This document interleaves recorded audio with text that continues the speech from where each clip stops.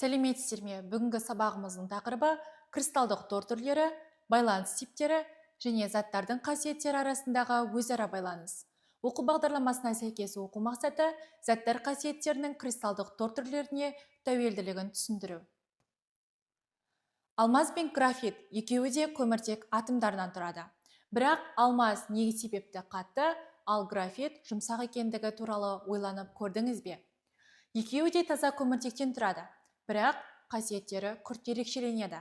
Бұл айырмашылық олардың ішкі құрылымына, атомдардың кеңістікте орналасуына және олардың арасындағы байланыс түріне қатысты.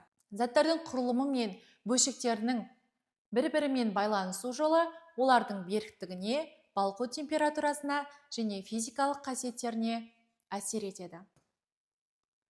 Көріп отырғанымыздай, алмаз бен графиттің кеңістікте орналасуы.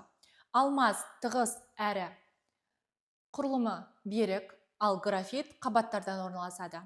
Графиттің қабаттары оңай бұзылады, сондықтан да қарындашпен жазғанда қағазда із қалады. Алмаз тығыз әрі берік құрылымды болғандықтан, оны жасау секілді қатты заттарды кесу кезінде пайдаланамыз. Бұл сабақта заттардың қасиеттеріне, кристалдық торлар мен химиялық байланыстың қалай әсер ететіндігі туралы қарастыратын боламыз.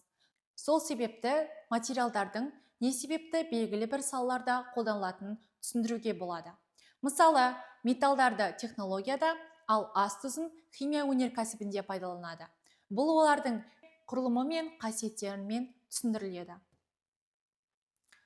Кристалдық торлар мен химиялық байланыстар. Қатты заттардың бөлшектері белгілі бір тәртіппен орналасып, кристалдық торлы құрылым түзеді. Бұл құрылымның түрі заттың қандай бөлшектерден тұратынына және олардың қалай байланысқанына тәуелді. Негізгі байланыс түрлері мыналар: иондық байланыс, коваленттік байланыс, металдық байланыс, ван дер Вальс күштері. Иондық байланыс оң және теріс зарядталған иондар арасындағы электростатикалық тартылыс нәтижесінде түзіледі. Коваленттік байланыс атомдар арасында электрондардың ортақтасуы нәтижесінде түзіледі. Металдық байланыс металл атомдары мен еркін қозғалатын электрондар арасында түзіледі. Ван дер Вальс күштері молекулалар арасында туындайтын әлсіз тартылыс күші.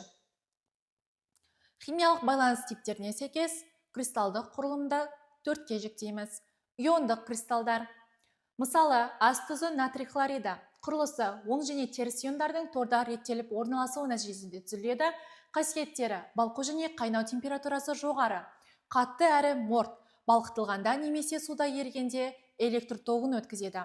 Атомдық кристалдар. Мысалы, кварц, алмаз. Атомдар біртұтас торлы құрылымда коваленттік байланыспен байланысқан. Қасиеттері: өте қатты, берік, балқу температурасы жоғары. Графиттен басқалары электр тогын өткізбейді. Үшінші, металдық кристалдар. Мысалдары: темір, мыс. Металл атомдары торлы құрылымда орналасқан, арасында еркін электрондар бар. Қасиеттері: иілгіш, созылғыш, жылу мен электр тогын өткізеді, металдық жылтыры бар. Молекулалық кристалдар. Мысалдары: мұз, қант, құрғақ мыс, СО2. Құрылысы: молекулалар әлсіз ван дер Вальс күштері арқылы байланысады. Қасиеттері: балқу және қайнау температуралары төмен, жұмсақ және морт, электр тогын өткізбейді. Бүгінгі сабағымызға сәйкес бекіту тапсырмалары. Бірінші, оң және теріс иондар арасында қай байланыс түзіледі? Екінші сұрақ: кристалдық тордың негізгі ерекшелігі қандай? Үшінші сұрақ: натрий хлориді секілді иондық кристалға тән қасиет. Төртінші сұрақ: алмаз не себепті өте берік құрылымға ие? Бесінші сұрақ: төмендегі қай зат электр тогын өткізеді? Алтыншы сұрақ: алмаз қатты, ал графит жұмсақ болуына не себеп?